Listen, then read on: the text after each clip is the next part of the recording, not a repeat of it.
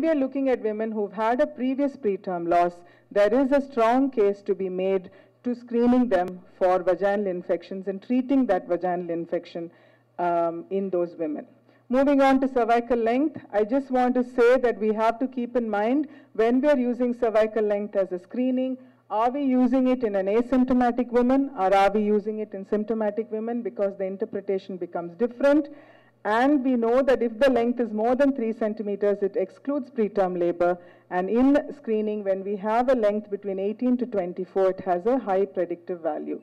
I'd like you all to keep that image of that cervix in mind, because when we are dependent on ultrasound reports that come from outside, as obstetricians, we need to know whether that was a well-done ultrasound, was that cervical length properly taken, before we get into a knee-jerk reaction to interpreting a report of a short cervix and then initiating treatment in that woman. We may not be doing the cervical length ourselves, but even so, it is our duty to know how that cervix measurement should look like, to know whether that's a measurement we will give credence to or not.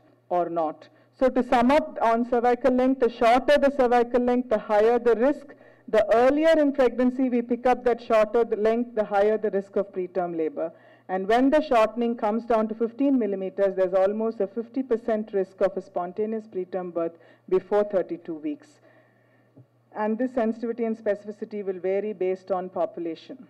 Now the membrane the presence of funneling is important, and sludge, as Sridevi mentioned, is important. And I'd just like to stress that membrane exposure is more important than the actual cervical length. So you may and we also have to keep in mind that not all women with a short cervix will end up in preterm labor. And the accuracy of the test is improves in symptomatic women. And therefore, the best blinded studies have shown that this is the period of time when we do it, and this is probably the cutoff that we use. Now, as a test for preterm birth, the consensus is that in women who are symptomatic, it appears to have more value in identifying women who do not need to be treated. So if you have a woman who comes in with cramping and contractions, say at 20 weeks or 24 weeks, you're not sure whether she's threatening preterm labor or not.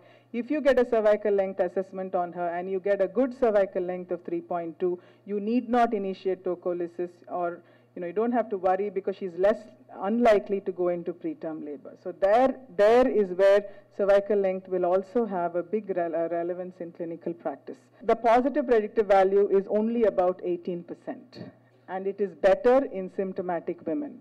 And the negative predictive value is about 99%. So you can say with confidence that if you don't find fetal fibronectin, that this woman is not going to deliver within the next 7 days. But if you find fetal fibronectin, then the positive predictive value is only about 20%. So fetal fibronectin then is most useful between 24 to 34 weeks, before cervical dilatation is more than 3 centimeters and membranes are intact. And it is valuable only when we have the results. Actually, we don't have any means of determining fetal fibronectin in our country, but even when it is, they say results are valuable only when it is available within few hours, and the clinician is willing to rely on a negative result by not initiating treatment. Now, if you are going to anyway treat the woman who comes in with pain and cramping, then there's no point in doing any of these tests to determine who it is that we are going to watch, or who is it that we are going to treat. So there is whatever test that we look for, whether it is previous preterm births, uterine contractions, cervical length, or fibronectin, these are all the various factors that can predict preterm labor. You find that it is in all of them they score because they have a high negative predictive value.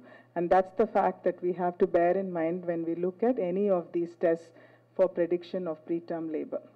Now, the other things that help are educating the patient, awareness, making some dietary recommendations, and decreasing very strenuous exercise. Extremely strenuous lifting and carrying is avoidable, but limiting recreational activities to just walking or swimming is allowed.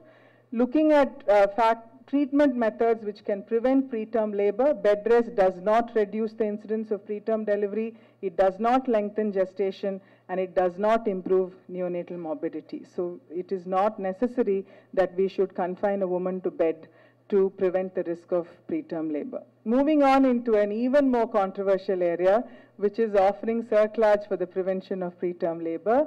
It's widely offered and has very conflicting evidence. But if you look at level 1 evidence, the routine use of prophylactic cervical Cerclage is not known to diminish the risk of preterm birth, is what evidence says. But we all know that Cerclages are done, and as more and more people are looking at the length of the cervix and worrying about the shortness of the length, more and more Cerclages are being put into place, and it's a practice that we need to question ourselves. And I just leave you with some of the guidelines from the latest RCOG guideline on when one should do a Cerclage and when one should not. We have history indicated Cerclages, and those are for women who have had more than three or more than three preterm births or second trimester loss. In those women, even if we don't see a short length on cervix, then it is worthwhile putting in a stitch. If they have had less than 2 losses without any other demonstrable evidence of cervical incompetence, then we do not necessarily add any value by taking in a stitch. The insertion of an ultrasound indicated Cerclage is not recommended in women without a history of spontaneous preterm delivery or a second trimester loss because they have an incidentally identified short cervix. And that's a message and that's a level B evidence, and that's something that we need to keep in mind, that every woman with a singleton pregnancy and a short cervix does not mean Cerclage, because that Cerclage may not change her risk of preterm labor. Now, if a woman has 1 or more spontaneous preterm losses or preterm delivery, and she is undergoing transvaginal ultrasound cervicalence, if the cervix is less than 25 millimeters before 24 weeks, then definitely a Cerclage will help. And you do not do an ultrasound indicated Cerclage for just funneling of the cervix without any shortening. So if you have a good length and just funneling, again in that subgroup, Cerclage does not make a difference. In women with a multiple pregnancy with no other risk factors, there is again no recommendation for a routine Cerclage, nor is there a recommendation for routine Cerclage in other high-risk groups for just previous multiple evacuations or cervical trauma. So there are clearer guidelines on when a cervical Cerclage should be done, and we have to keep in mind that between cervical Cerclage cervical incompetence and preterm labor, it's just 2 ends of one continuous spectrum, and sometimes then put in the stitch when it is necessary. A word about rescue Cerclage. All of us have done rescue Cerclages or emergency Cerclages. An emergency Cerclage, when done appropriately in the correct patient, can delay delivery by as much as 5 weeks, and that can give us a lot of time to improve neonatal outcome in this subgroup of women. What about medication, and what about secondary prevention of preterm labor with tocolysis? There is a large meta-analysis which retrieved 76 trials, and they found that only 18 met their inclusion criteria. But they were all randomized controlled trials which compared the efficacy of tocolysis with placebo, and they looked at its effect in preterm labor, in perinatal, neonatal and maternal outcome. And this is what they said, that with all of them, whether they looked at beta-mimetics or indomethacin or atopisan, they all prolonged the pregnancy for up to 7 days, everything other than magnesium sulfate. So when we're looking at tocolysis, we have to, that most of them would prolong only by 7 to 10 days, majority, irrespective of what tocolysis we are looking at. And